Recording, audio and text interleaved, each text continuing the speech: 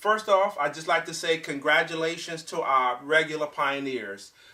Today is all about you. This dinner that the congregation has prepared has been for all the hard work that you all have done and did do and will continue to do for the sake of Jehovah, but as well as the congregation.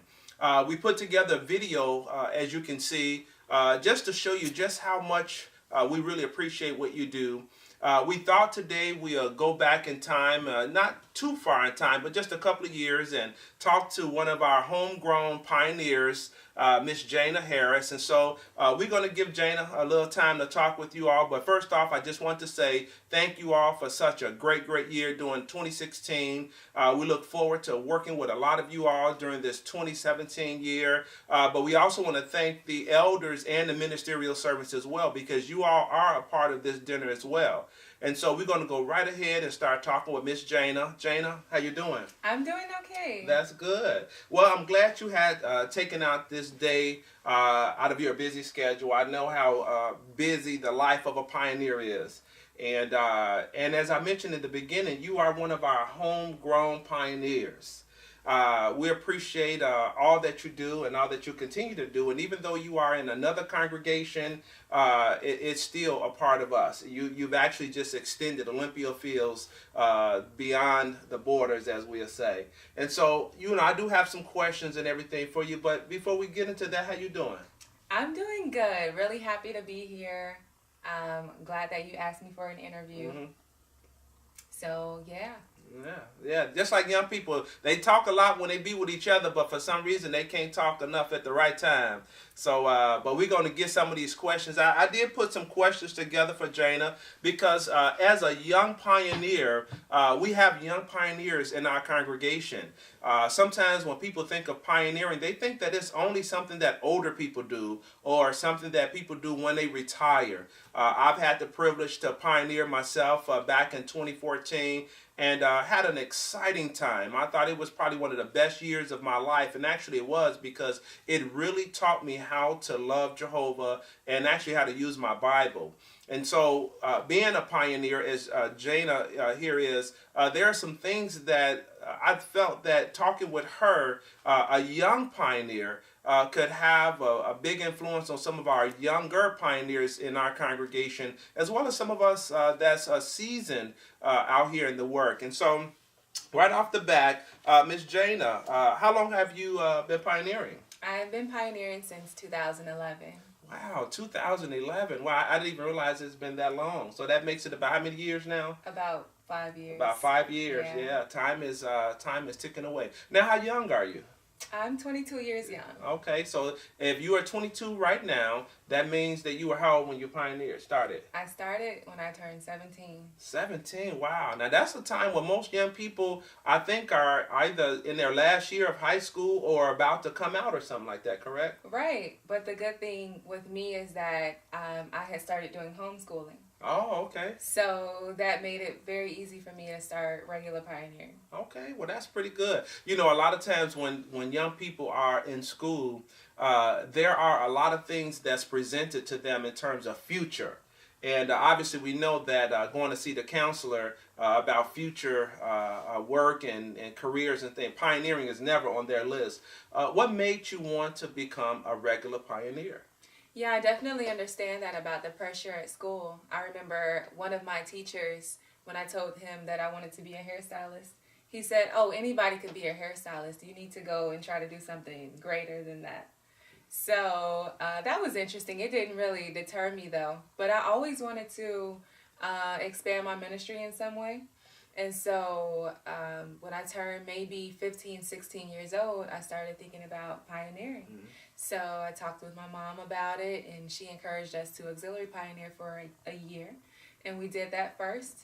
And after that, I started trying to regular pioneer. Mm-hmm. Wow. Now, a lot of times most young people, when you ask a young person about what do they want to do for the future, all of them always say what?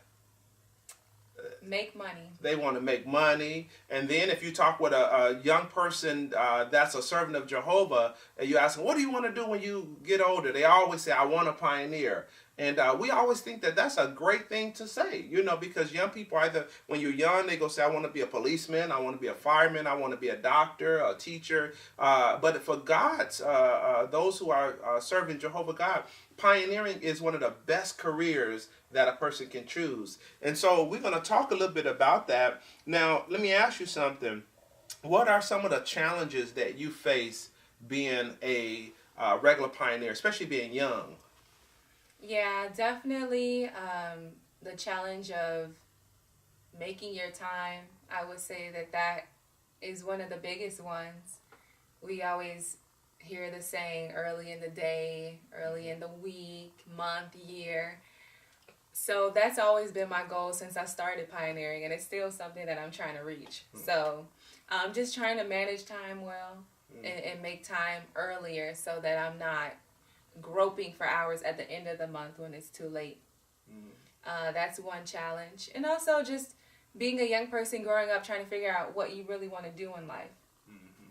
And that's also something I would say even harder than adolescent years. The challenges that come with that is becoming an adult.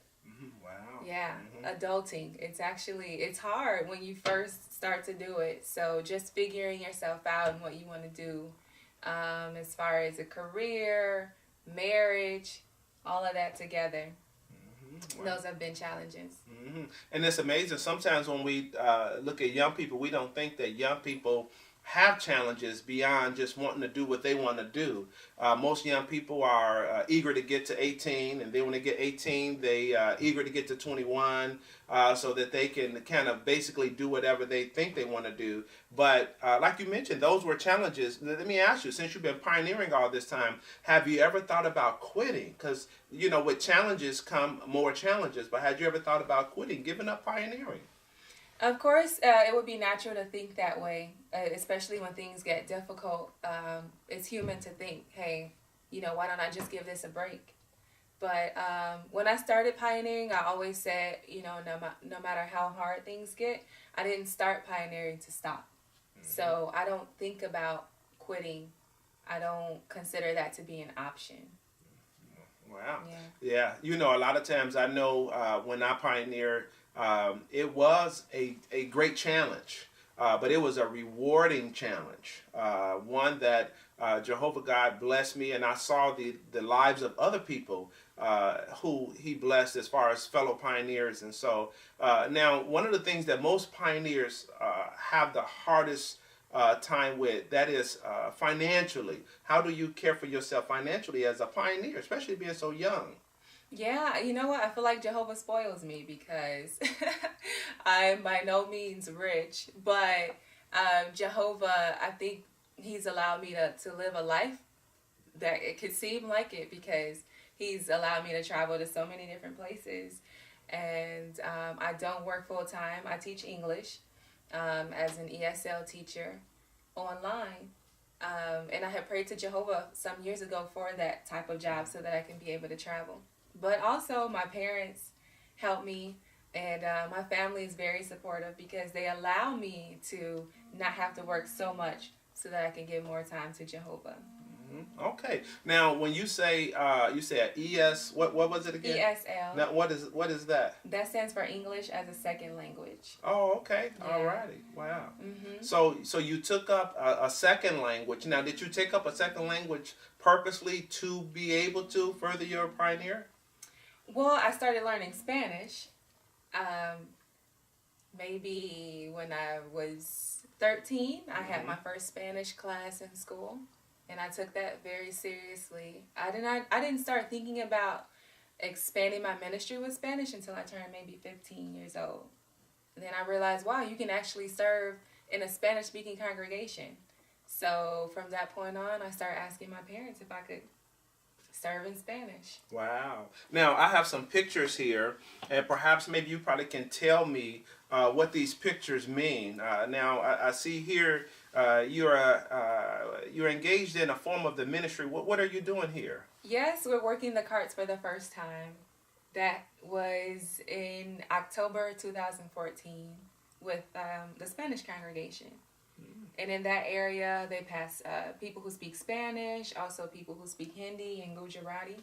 So that was us just doing it for the first time. Okay, wow. And then here's another picture of you, looks like at the Cardigan. Now, where's this? Yes, that's at the Oak Forest train station.